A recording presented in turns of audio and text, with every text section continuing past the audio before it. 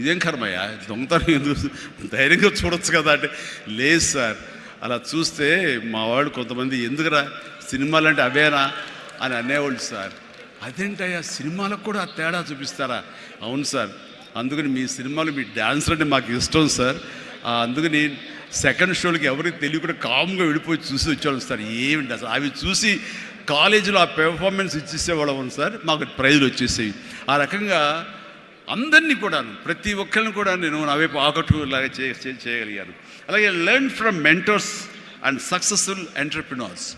ఎవరైతే మీకంటే ముందే సాధించారో వాళ్ళని మీరు ఆధారంగా చేసుకుని వాళ్ళు ఏ విధంగా అంత స్థాయికి వెళ్ళారు, టాటా వాళ్ళు కానీ ఇంకోళ్ళు కానీ వెళ్ళారు. అంటే నా విషయంలో రామారావు గారు, నాగేశ్వరరావు గారు ఆ స్థాయికి వెళ్ళారంటే క్రమశిక్షణ, టాలెంట్ అనేది ప్రూవ్డ్. కానీ ఇక్కడ క్రమశిక్షణ అనేది చాలా ఇంపార్టెంట్. అందరితో సత్సంబంధాలు పెట్టుకోవడం ఇంపార్టెంట్. నిన్ను క్రిటిసైజ్ చేసే వాళ్ళు ఉంటారు, ఆవేశపడకు, వాళ్ళ తప్పు వాళ్ళు తెలుసుకుంటారు, నువ్వు సంయమనం పాటించాలి. అండ్ అట్లాగా నేను నా సీనియర్స్ నుంచి నేర్చుకుంటూ వచ్చాను. Learn more mentor and successful entrepreneurs of course.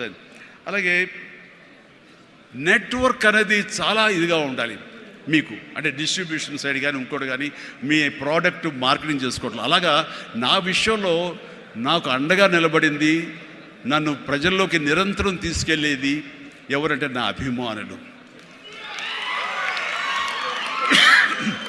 మీ ఎంటర్ప్రినర్స్కి ఎలాగైతే కనుక నెట్వర్క్ ఉంటుందో, అబ్జర్వ్ చేసుకుంటారో, డిస్ట్రిబ్యూషన్ ఉంటుందో, మార్కెటింగ్ స్ట్రాటజీస్ ఉంటాయో, అలాగా నా అభిమానులు ఎప్పటికప్పుడు నాకు అండదండలు అందిస్తూ కొండంత అండగా నిలబడ్డారు. వాళ్ళు నా కోసం ప్రాణం ఇచ్చే లెవెల్కి వాళ్ళు ఉన్నారు. నేను అన్నాను, మీరు నాకు ప్రాణం ఇవ్వక్కర్లేదు, మీ యొక్క సహాయ సహకారాలతో రక్తం ఇచ్చి ప్రాణాలు నిలబెట్టండి అన్నాను. ఆ మాట పుణిగి పుచ్చుకుని 25 సంవత్సరాలుగా ఈరోజు కూడా వాళ్ళు రక్తదానం చేస్తూనే ఉన్నారు.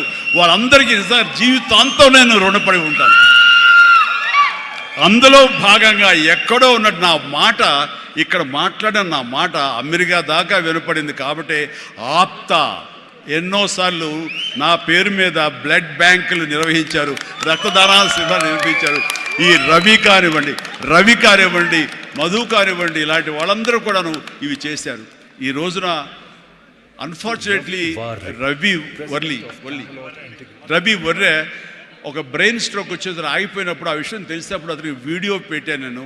వీడియో, రవి డోంట్ వర్రీ, ఇవన్నీ స్మాల్ థింగ్సే, బట్ అన్ఫార్చునేట్, సో త్వరలో కోలుకుంటావని అతను నేను మెసేజ్ పెట్టినప్పుడు అతను పొందిన ఆనందం అంతా ఇంత కాదు, అది ఎంతో ఉత్సాహాన్ని ఇచ్చింది. ఈ రోజున కోలుకుంటున్నాడు. ఈ రోజున ఈ సభ రవి రావాలి, అన్ఫార్చునేట్ రాలేకపోయాడు.